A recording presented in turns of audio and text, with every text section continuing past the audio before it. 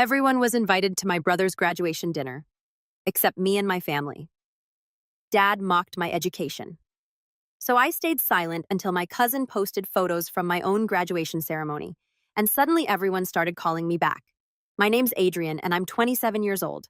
If you asked anyone in my family to describe me, they'd probably mumble something vague. He's quiet, or he works with computers or something. Not exactly glowing testimonials, right? That's been my life, though. The quiet one, the background character, the one who doesn't cause problems but somehow never quite gets the spotlight either. I used to think it was my fault that maybe I just wasn't the kind of person worth paying attention to. But over time, I started noticing a pattern where no matter how hard I worked, how much I helped out, how many times I showed up, I was always just overlooked. It was worse with my younger brother, Zach. He's 24 and he's everything I'm not, at least in my parents' eyes. Loud, confident, charming, the golden child since the day he was born. Every time he brought home a B positive, my mom would post it on Facebook like he'd just discovered a new planet. Meanwhile, when I quietly graduated from university with a double major computer science and digital media, both done while working 2 part-time jobs, my parents didn't even bring it up during dinner. Not once. No congratulations, no card, no acknowledgement. I remember sitting there at the table hoping someone would say something, anything. But Zach had just gotten a new job at some PR firm downtown, and that took over the whole conversation. I smiled and nodded and congratulated him like a good older brother. I always do. That moment stuck with me, but I let it go like I always do. I had more important things to focus on anyway. I'd finally enrolled in a master's program. A big deal since I was the first in our family to even go beyond undergrad, and I was balancing it with a full-time job in UX design. It was hard, lonely sometimes, but it felt good to build something of my own, something I could be proud of, even if nobody noticed. I didn't expect a parade. I didn't even expect applause. But I did think maybe when I finished my program in May, they'd come to my graduation ceremony. Maybe. Then last month, my Aunt Lisa called. She sounded bubbly chipper the way she always does when she's about to ask a favor. Adrian, sweetie, just wanted to check. Are you free on the 10th? Zach's having his graduation dinner at that new steakhouse downtown. Your mom and dad are organizing it. Should be a blast. I blinked, confused. The 10th? Wait, nobody told me about this. Lisa paused, awkward for a beat. Oh, huh. I figured they would have. Maybe it slipped their minds, right? So I called my dad. Just straightforward, no drama. I asked about the dinner. He didn't even pretend to be surprised. Oh, he said casually. Yeah, we didn't think you'd want to come. I mean, you barely finished school yourself, right? Figured you wouldn't be interested in all the academic stuff. It hit me like a slap even though it wasn't new. Just louder this time. And that little laugh in his voice like he was making some joke I should laugh along with. I didn't. I just said, okay then, don't worry about my ceremony next month. There was silence on the other end, then a dismissive, suit yourself. I didn't argue. I didn't yell. I just hung up. For a few days, I stood in silence. I didn't tell anyone what he said. I kept going to work, kept writing my thesis, kept helping my roommate fix his car after work, and replying to Slack messages at 11 p.m. like nothing had happened. But inside, something had changed. I wasn't angry, at least not in the way I used to be. I wasn't hurt. I was done. Done trying to prove anything to people who refused to see me. Done being their quiet, reliable afterthought. So I started planning. Not revenge. Exactly. Just clarity.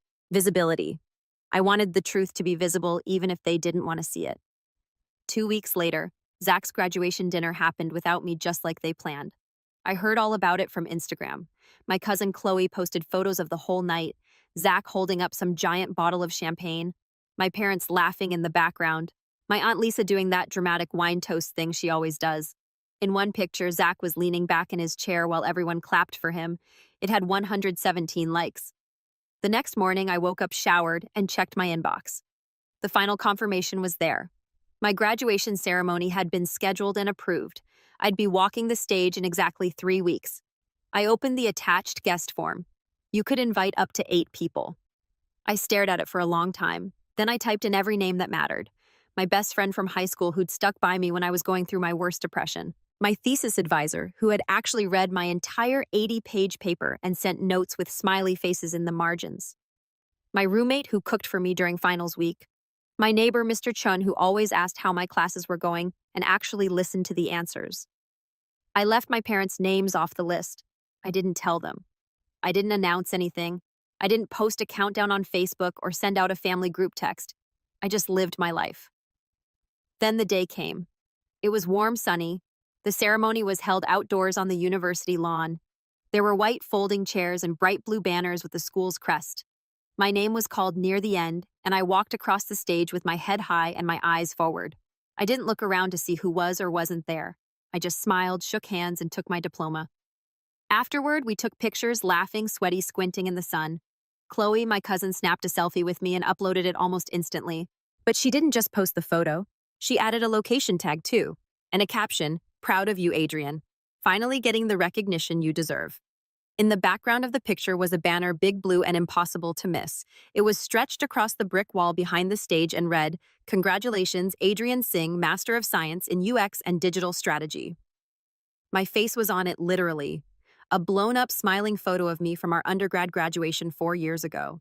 My advisor had submitted it as part of the Student Spotlight feature, and the school had turned it into a full banner. Everyone at the ceremony saw it. Everyone in the photo saw it. And apparently so did my mom, because 3 hours later I had 4 missed calls from her. 2 from my dad, 1 from Zach, all in rapid succession, a voicemail too, just my mom saying, "Adrian, why didn't you tell us?" before it cut off. That was just the beginning, but it was enough to make me finally exhale. The first thing I did after reading the voicemail was put my phone face down on the nightstand and walk into the kitchen. My roommate Sam was making celebratory pancakes. He had a thing for breakfast food during milestones, said it made everything feel more grounded. I laughed, sat at the counter, and sipped coffee while the batter sizzled on the pan. He raised an eyebrow. "Everything okay?" I shrugged. They found out. He didn't have to ask who they were. Sam had seen enough of the stories to understand the dynamics. My family didn't hate me. That would have been easier. They just ignored me. Or worse, undermined me with a smile like they were doing me a favor by doubting me. And now they were calling because the rest of the world had noticed something they didn't. By noon, I had 10 missed calls. Then texts, a family group chat that I hadn't opened in months, suddenly lit up like a Christmas tree.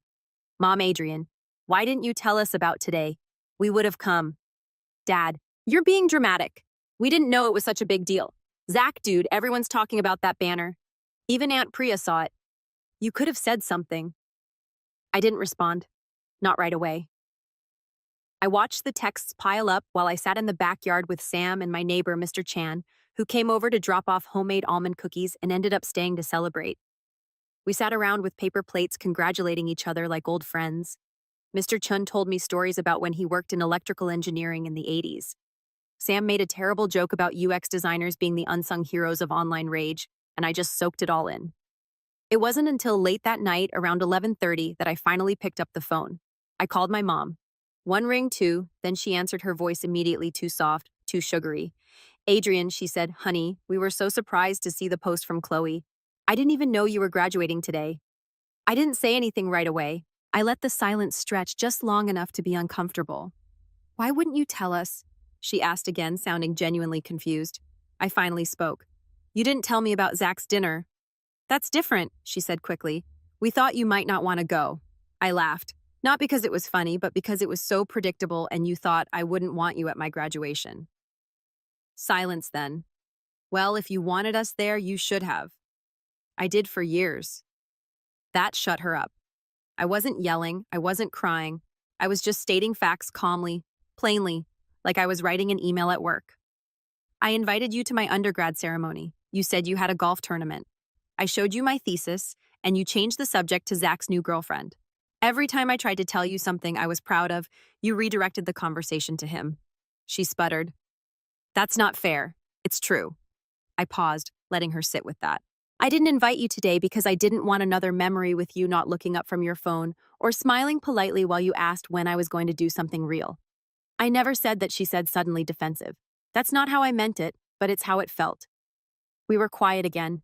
Then she asked more gently this time, "Is this what you want Adrian to cut us out completely over one missed dinner?" I almost laughed again. The dinner. That's all they ever saw. The surface-level moments.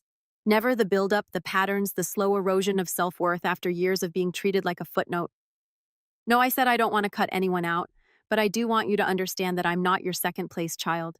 I'm not the understudy in Zach's life story." More silence. Then she muttered, "I just wish you would have told us how much it meant to you." I exhaled through my nose. "I did. You just didn't listen." I hung up before she could answer. I didn't sleep much that night. Not because I was upset, but because something inside me was shifting. Something that had been twisted and suppressed for years. I wasn't just mad anymore. I wasn't sad. I was free, but I wasn't done. The next morning, I sent out a few emails. Nothing petty, just formal requests. I reached out to the university's digital media department where I'd done my assistantship and asked if they'd be interested in featuring my thesis project, which had already gotten attention from a couple tech blogs. They said yes, of course. Then I asked if they'd consider naming the next graduate student grant after my late grandmother, the only person in my family who'd believed in me unconditionally. She'd passed when I was 16, but I still remembered how she'd tell me, "One day they'll see you."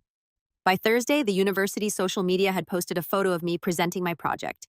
Captioned, "Alumnist Adrian Singh revolutionizes student UX models. Full spotlight on our site." It got shared hundreds of times, and that's when the calls really started. From family members I hadn't spoken to in years. From cousins who suddenly remembered that I existed. From my mom again and my dad too. Both alternating between pride and guilt. Trying to find a middle ground where they could pretend they'd supported me all along. I didn't block them. I didn't explode.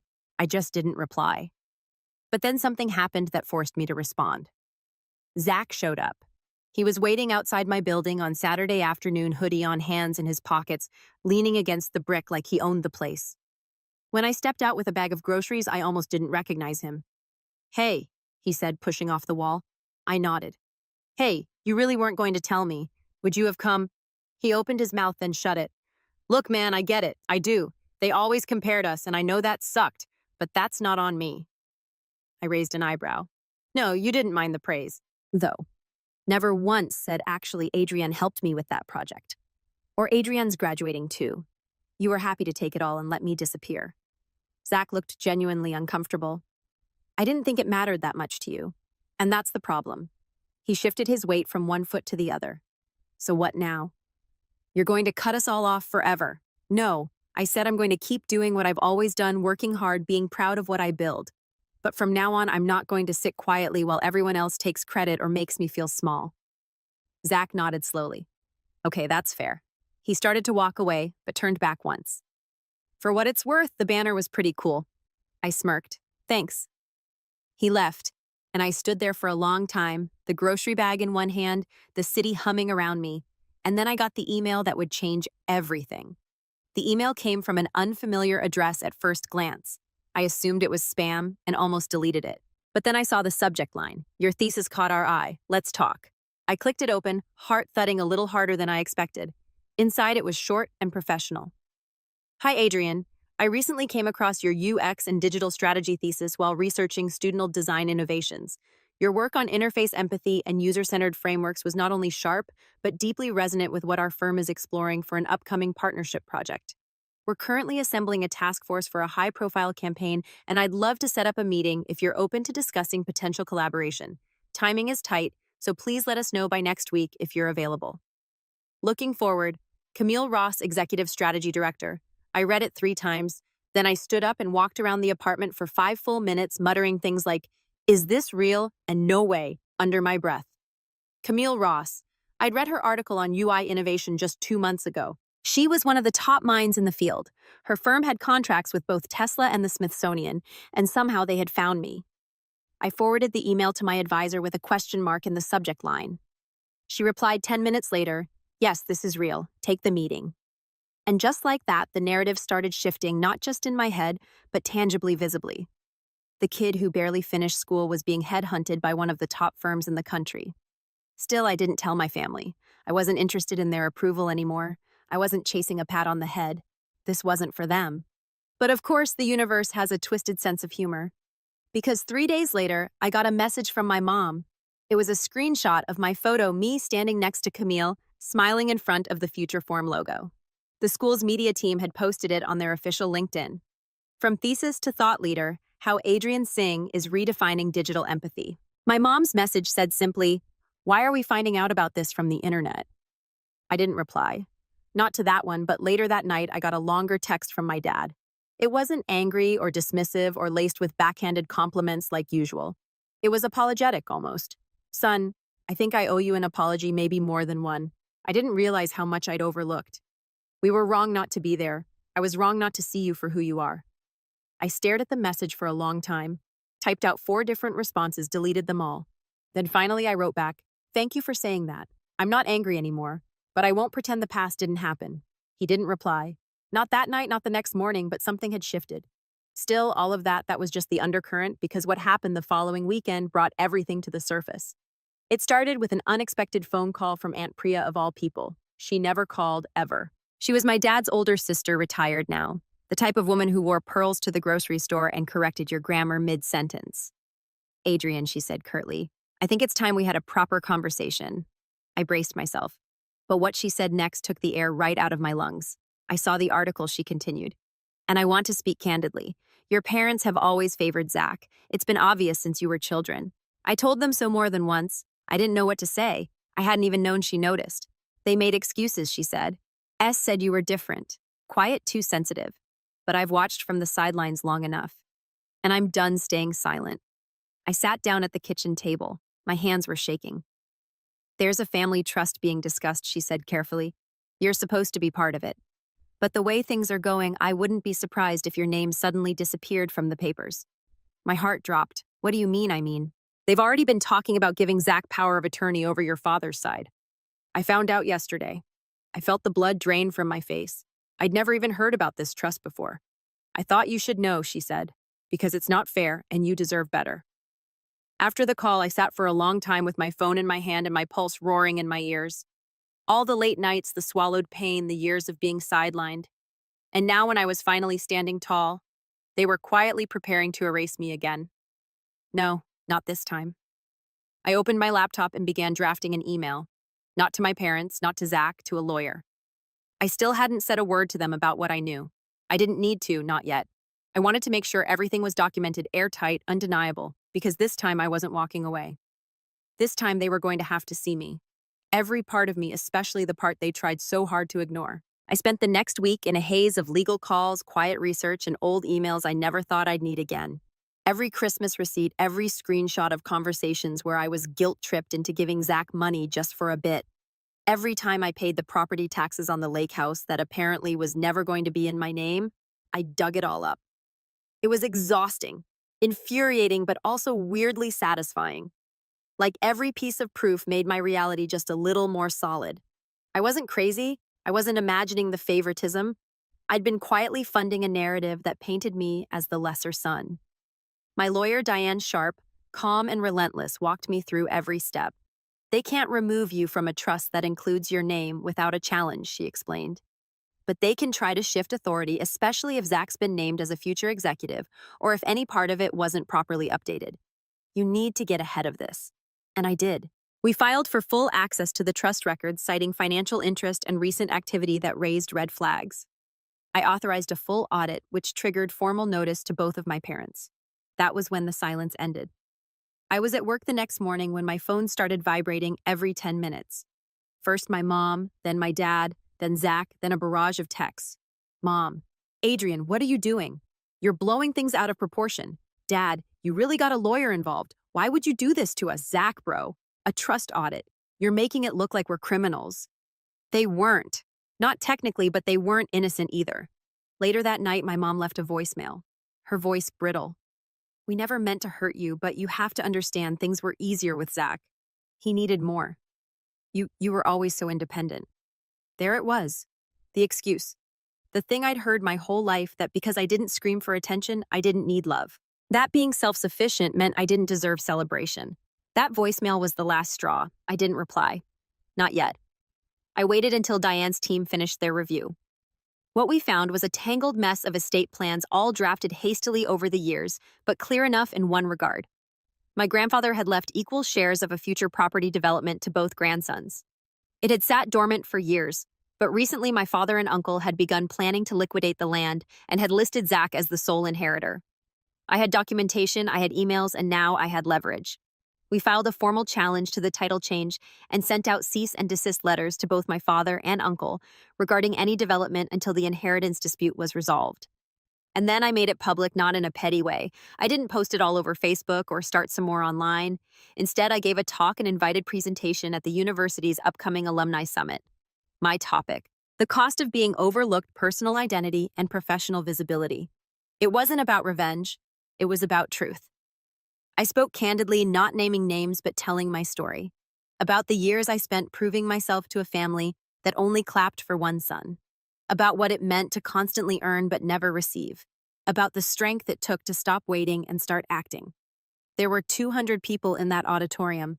One of them was Chloe, my cousin, who came up to me afterward with tears in her eyes. "I wish I'd noticed earlier," she said. Another was Aunt Priya. She didn't say anything, just hugged me so tightly I couldn't breathe. A week later, the university's media department published the full transcript online. It spread like wildfire through the alumni network. Faculty emailed me. Former classmates shared it. The talk was picked up by a podcast, and then someone forwarded it to my parents. I didn't know they'd listen to it until a Sunday afternoon when I got a knock at my apartment door. I opened it and found my dad standing there, hands in his pockets, looking older than I remembered. My mom was behind him holding a box. They came in, sat quietly on the couch. My roommate, sensing the tension, made himself scarce. For a long moment, no one spoke. Then my dad cleared his throat. "We didn't see things clearly. We see them now." My mom placed the box on the coffee table. Inside were dozens of old photographs, school projects, even some awards I hadn't seen since I was a teenager. "We kept them," she said, "but we never knew how to show we were proud of you." I looked at the box. It didn't fix anything. It didn't erase what happened, but it was something. Then my dad said the thing I never thought I'd hear. "We're putting everything on hold. The sale until this is resolved the right way." I nodded. That's all I ever wanted. It wasn't a fairy tale ending. It wasn't perfect. There was no sweeping apology that fixed decades of erasure, but there was acknowledgement, there was movement, and there was finally equity. The audit concluded in my favor. The trust was amended to reflect the original intent: equal shares. I opted to invest mine into a new foundation supporting first-gen students pursuing design. I named it after my grandmother. Zach and I aren't close. We probably never will be. But he sent a donation to the foundation without saying a word, and that somehow meant more than any phone call. My parents didn't suddenly transform, but they started showing up quietly, authentically. And me, I moved forward not with bitterness, but with clarity.